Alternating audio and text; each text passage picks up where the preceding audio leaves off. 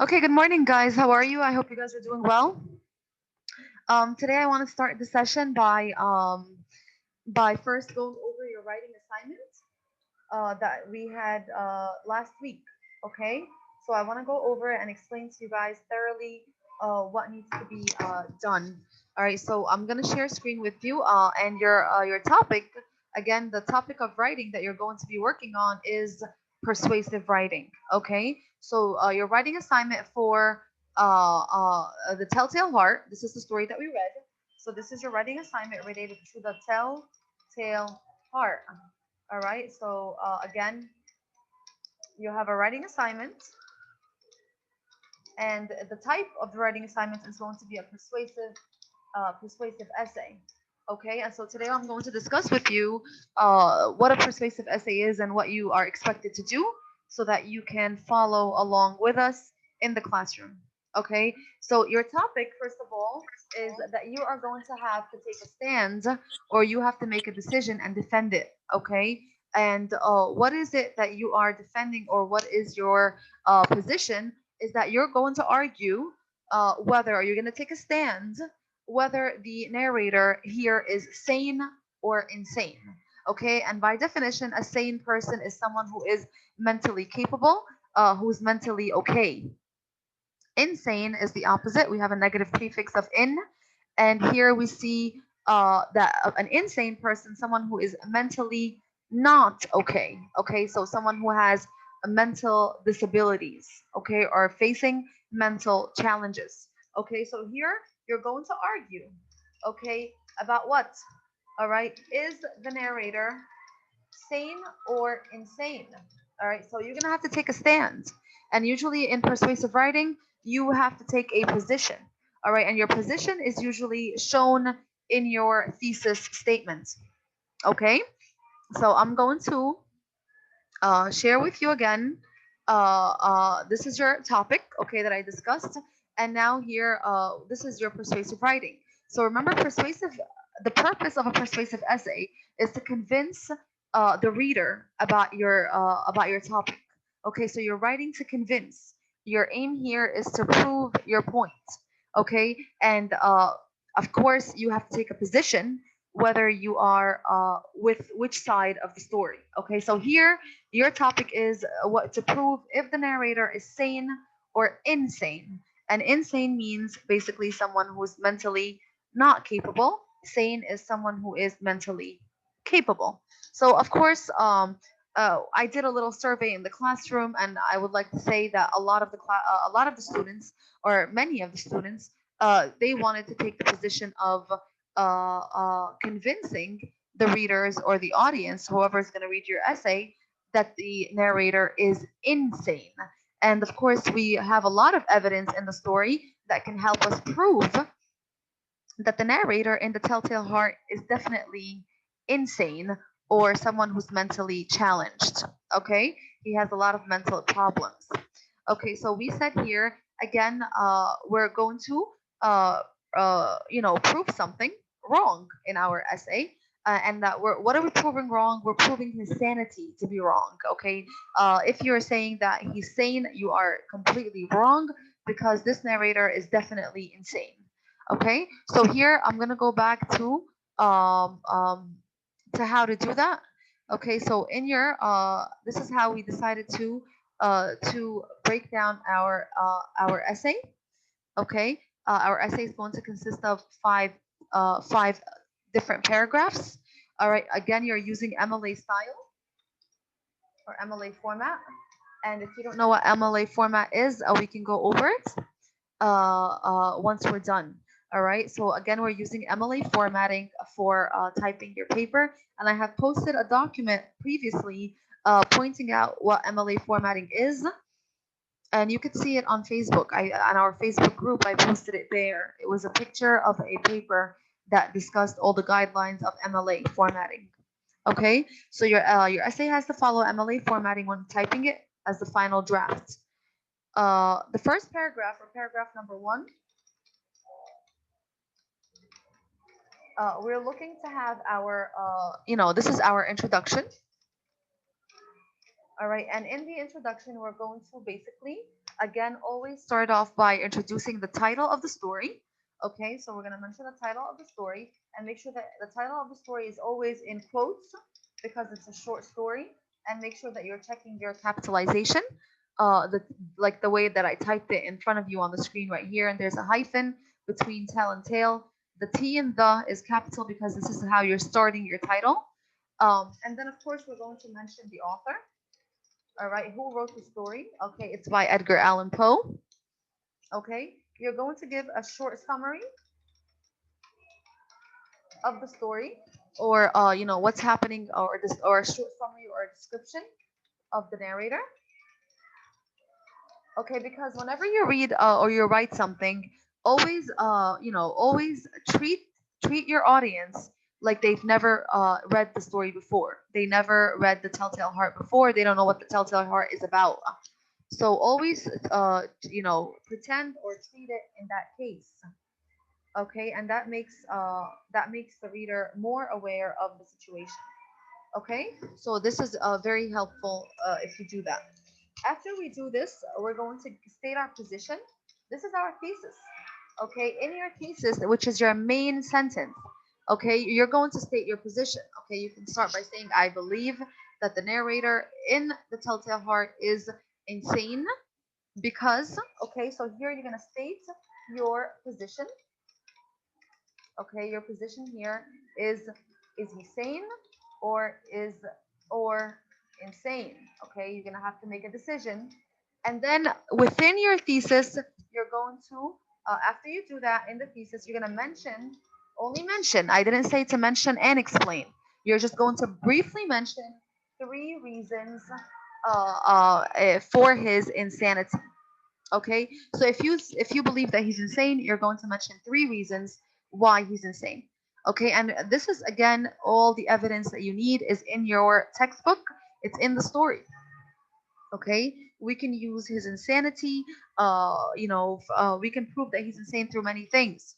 Okay, one of them could be I'm going to give you a simple example. It could be the reason why he wanted to kill the old man.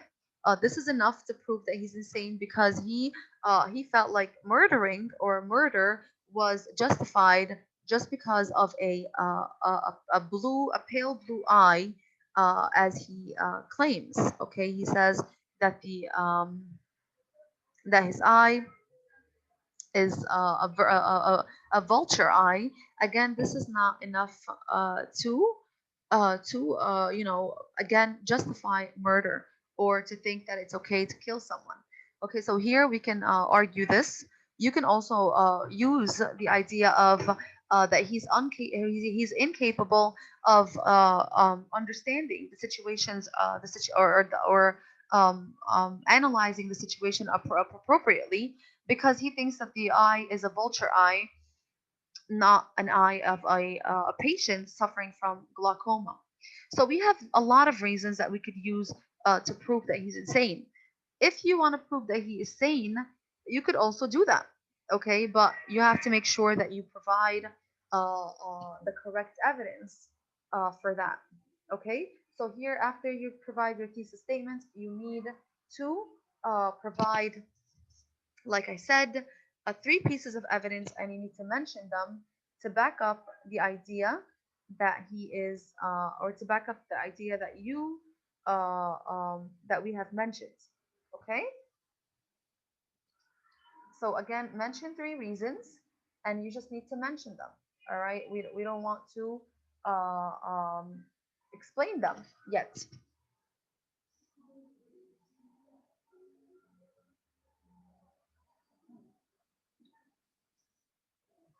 All right. So we're definitely not going to explain them yet. So please don't do that.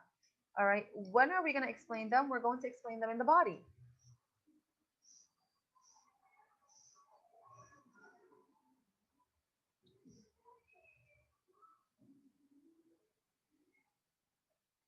In our body paragraph, okay, we're going to have paragraph number 2, second paragraph, and third paragraph, and we have our fourth paragraph. All right. And what do we do in the second paragraph? In the second paragraph, we're going to take each reason that we've mentioned in our thesis, and we're going to elaborate on it and explain it in depth, okay, backing up our reasons with evidence from the story, and even maybe quotes from the text, or maybe quotes or things that the narrator himself has said, okay, about himself or about the situation of the murder of the old man. Okay, so in second paragraph, we're going to take the first reason to prove that he is insane or sane, depending on your position. All right, and elaborate on it and provide evidence. This is your keyword here. You have to provide evidence to show it. Your evidence could, of course, be anything from a quote, an action, a character action, something that the character himself has mentioned. Remember, this is narrated in first person. So this is things that he actually said that we can quote him. All right. In the third paragraph, we're going to do the second reason, and we're going to do the same thing, okay, that we did in the first reason. Okay, so the second reason to prove, again, we're going to support it with evidence. We're going to elaborate on it, and we're going to explain it more. And then here, the fourth paragraph, we're going to talk about the third reason, and we're going to again elaborate on it, explain it in detail, and provide evidence for each reason. Okay, so second, third, and fourth paragraphs are your body, and here you're going to discuss the reasons that you provided in the first paragraph. You're going to take them one by one and tackle them and elaborate on them and explain them and provide evidence for them in your body. Okay, then finally, your fifth paragraph. Okay, in the fifth paragraph, we have a conclusion, and there's one thing that I want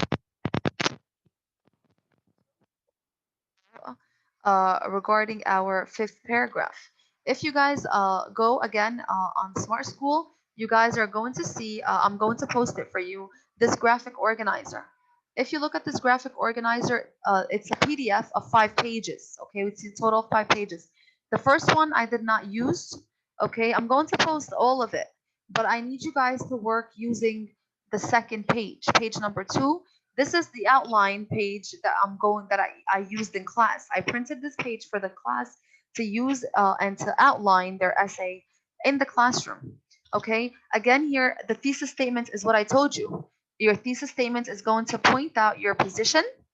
Okay, I believe that the narrator of in the story is insane because, and I'm going to mention 3 reasons and mention them only without any explanations.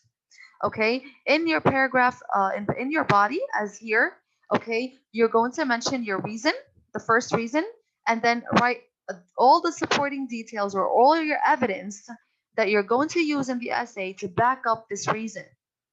And in the second paragraph, you're going to mention, or in the third paragraph, you're going to mention your second reason and all the supporting details and all the evidence that you're going to use to back up that reason. And then you're going to do the same thing for paragraph number 4, okay, which again is your third reason, and mention all the supporting details that you have for your third reason. Now, what I want to discuss next here is the word counter argument. Okay, this word here, we could see it. What is a counter argument? A counter argument is something that I need you to implement in your conclusion. Okay, in your conclusion before you end your essay, I need you guys to provide a counter argument, and it's a very strong feature of a persuasive essay. And what is a counter argument? I'm going to discuss it here on the whiteboard for you so that you would note. Okay, a counter argument is basically when you decide to provide a reason that the other side could mention, okay, and you could tackle it. Remember, so let's say, for example, this is how you could counter argue, or a counter argument is, let's say that your position is that he is insane, okay, and you're arguing that he is insane. How could you counter argue? All right, a counter argument would be for you to fight back a reason that a person arguing his sanity would say. So your counter argument would be someone who's saying that he is sane. All right. So how would you counter argument? You would mention a reason that defends his sanity and fight it and refute it. Okay, so this is how you counter argue. When there's a counter argument, you have to bring a reason that the other side could use against you, and you actually refute it and fight it within your own essay. Okay, so if your position is sane, you would bring a reason that someone insane would say, arguing for his insanity would say, and you would refute it or fight it in your own paper. And if your position is insane, you would bring a reason that someone you could use to defend his sanity and refute it. Okay, this is how it works. A counter argument basically makes your position stronger because you're bringing in a reason that the other side could use against you, and you're mentioning it or proving it wrong within your own essay. Okay, so this is a very good outline. I need you guys to take notes while we're doing it, or take a screenshot. I'm going to post this video, this session on YouTube, for you guys to watch it again with the screen in front of you. But take it a screenshot of it so that you would know that your counter argument is going to be in your fifth paragraph. So in your conclusion paragraph, you're going to use a counter argument. Okay, you're going to bring a reason, and then you're going to conclude your essay by, of course, summarizing your previous points, and giving us a good conclusion or a good way to end your fifth paragraph. Okay, by providing a good summary, summarizing your previous points, and also to counter argue. All right, so this is the over here, this is how you use a counter argument, and this is the breakdown of your essay. I'm going to post for you guys the PowerPoint presentation of a persuasive essay. Okay, and here again, what I need you guys to do is to make sure that you are you're dividing your essay the way that I need you to divide it. Okay, and to not only that, but to please use this outline. Okay, remember the document that I'm going to post is going to have about 5 graphic organizers. I don't want you to use any of them except for the second one, this one. Okay, this is the one that I want you to use on page number 2. So print this for at home and fill it out. I need to see it by today. Okay, so I need you to work. This is your homework. I remember this. The class is going to submit their first draft or the rough draft. And I think, Adam, you asked me, what is a rough draft? A rough draft is the first version of your paper. Okay, that is unpolished. Okay, it's not perfect yet. You could have some spelling mistakes, you could have some grammar mistakes, you can have some mistakes in organization. Okay, and then it's not graded. I'm not going to give you your final grade on your rough draft. So a rough draft is basically your first version of the essay that still contains mistakes. Of course, we go over the rough draft, we make the corrections that are needed, and then finally we hand in a final draft, and this is the one that you receive your grade on. Okay, so this is what a rough draft is. The class is handing in their rough draft on Tuesday, which is tomorrow. Okay, you guys have until Thursday to give me your rough drafts. Okay, so I'm going to anticipate your rough drafts via email. Okay, you're gonna email me your soft copies of these essays on Thursday.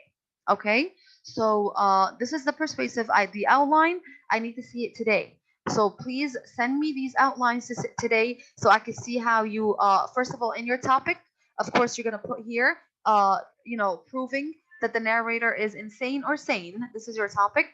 The thesis statement is going to include your position and 3 reasons providing your or backing up your reason of his insanity or his sanity, your position. And then again, in your reason, you have reason A, reason B, reason C. These are 3 reasons that you're going to list them and provide all the evidence that you have for them. And then finally, you're going to counter argue. A counter argument, again, you're going to provide a reason that the opposite side or the opposing side might use and you're going to fight it or refute it within your own paper. And then finally, in your conclusion, you're going to include the counter argument, and then you're going to summarize your previous points and end your essay. Okay, so please submit your persuasive outlines today, and I expect you guys to submit your rough drafts by Thursday. Okay, please no later than Thursday. Okay, so that I can have the weekend to edit your essays. I'm editing the essays for physical students tomorrow, so I'm going to work on the weekend to edit your essays. So please do not be late. Okay, I'm going to stop sharing. I'm going to allow you guys to ask me any questions that you have about the persuasive essay. If you have any question, please raise your hand now so I can answer it for you. So when will be the final draft? I'm gonna first let me correct it, baby. When I correct your rough drafts and I give you feedback, then you can start working on your rough drafts. I mean your final drafts. Okay, so there's not a set date for the final draft yet because it's gonna be a matter of until I correct them.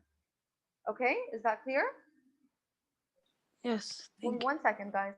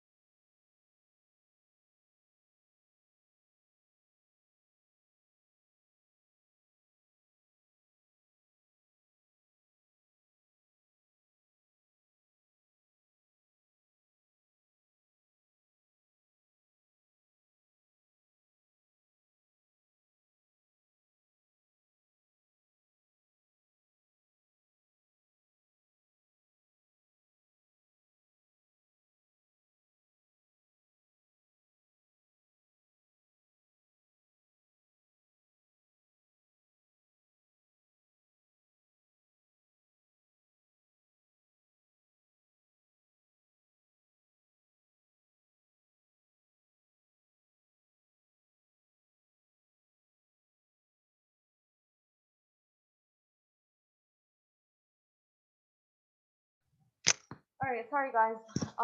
Any other questions regarding the essay? Okay, so Jenna, you had a question related to grammar. Okay, you sent me a grammar page, and you said here that this right here, you cannot understand it. All right.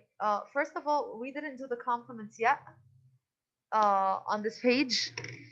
Okay, today I'm going to start it, I believe, according to the weekly plan. If we look at the weekly plan for grade 8, uh, the weekly plan for grade 8 today is the day that I start direct objects and indirect objects. Okay, so I'm going to make a video for you guys with this, but you're basically underlining the direct object and indirect objects. So here I'm going to add a new page and briefly tell you that in this chapter 4 grammar, we're going to discuss two things. Okay, we're going to discuss complements, and complements here are divided into two types. All right, we have the subject complements and the verb complements, and the complements are direct object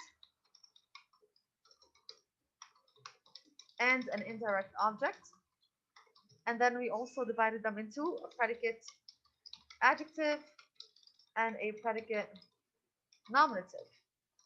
All right, and we said that these are two types. We're going to take the direct object and indirect object together, and the predicate adjective and the predicate nominative together.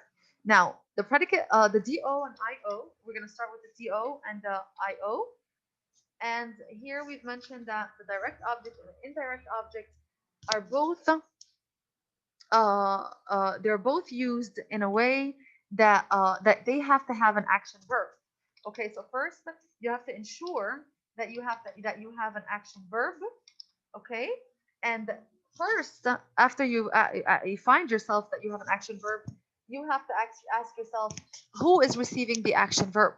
Okay, so for example, if I say I ate a cake, okay, remember how we were studying transitive and intransitive verbs, and we said that a transitive verb has to have a receiver or a object. That is your direct object. So when you say I ate a cake, cake is my direct object, because what did you eat? You ate the cake. So cake is a here, cake is your do, and in this case there is no io.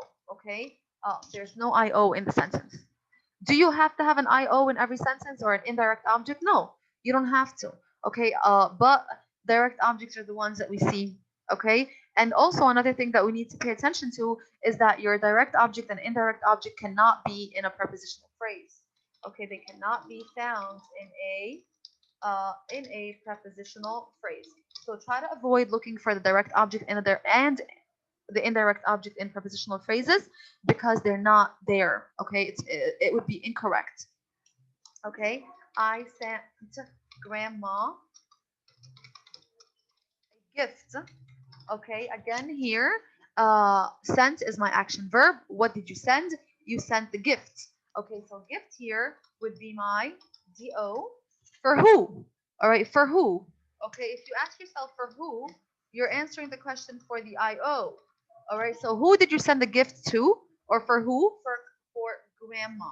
So here, grandma would be my io. Okay, and pay attention to the fact that they're both not in a prepositional phrase. All right, so back to your question, Jenna, on page number it doesn't the page is not showing, but it's a complement, it's a review B in compliments. You're in a review B in compliments. Is that like the end of the chapter, Jenna? Because I don't know. Excuse me? I saw it in the weekly plan that is this is the homework of today. Of Okay. yesterday. Okay, I think you're mistaking, but okay, I'm gonna check right now. The homework for it's 59 to 60. I think you've seen it wrong, sweetheart. Okay, so again, I'm gonna share the screen with you right here. The weekly plan is on the screen with me, and the weekly plan says that you are to continue reading, we're going to continue reading part 1, okay, and take notes of the monkey's paw. So you guys are all should be there with me, okay, reading, and then the homework is going to be page 59 to 60. You're you're on the wrong page, Jenna, for homework. 59 and 60 is all the way in the front. Is that clear? Okay. So Jenna, please, you don't need to work on this page because you're on the wrong page. Please do 59 and 60 for today, and read part 1 from the monkey's paw. Is that clear, Jenna? Miss, I also make 59 and 60. Okay, so you're done for you did the homework. You can send it to me. Does my explanation help you understand direct object and indirect object? Yeah. So if we look at page 59 together, and it says Mrs. McCourt manages her business carefully. What is my action verb here? The action verb here is manages. What is she managing? The business. So business here is my direct object. Okay, so if you guys have your workbooks open to page 59, which is homework, we can discuss it together. Do you guys have that available? Hala, Jana, Farah, and Adam? I will go get my book. So I'm Okay, getting please. All right, if you could get page 59. I know that you guys know the direct object and indirect object because I know that we've taken them before and that you guys are good with it.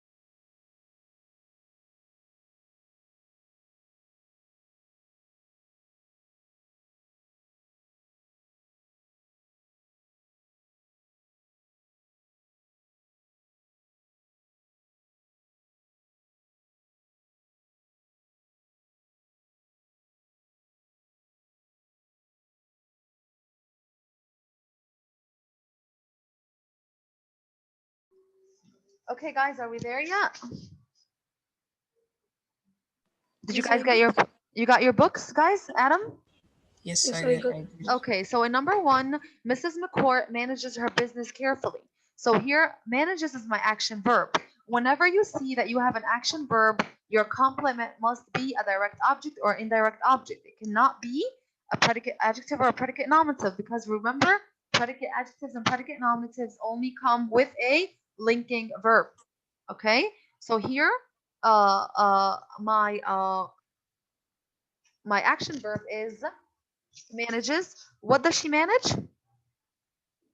The business, business. right? Good job, Adam. So business here is a direct object. Do I have an indirect object in the sentence?